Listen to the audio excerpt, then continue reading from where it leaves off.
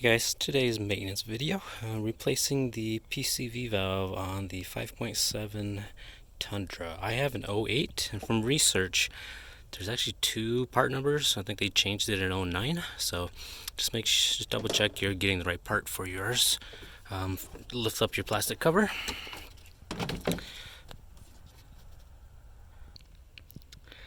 And once you have it lifted off, you'll notice your throttle body, your intake manifold, and there's a nipple coming off right here. So that is the vent from your intake manifold. Just follow that down. And where it's connected to, down there, is the PC valve.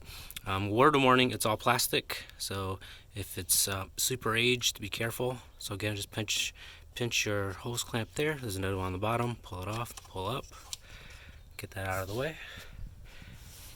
And you'll see it right there. There is all this old foam around it. Mine disintegrated as soon as I pulled it, so do what you want with that.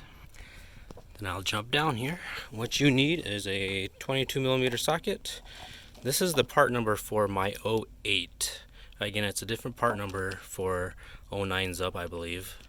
It is just a plastic body, and if you shake it, it should rattle. That's how you know it's still good.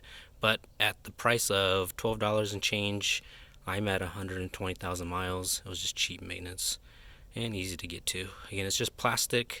When you install it back on, just bottom it out. There's an O-ring on there. Bottom it back out. You don't need to crank it because, again, plastic, you're just going to break it.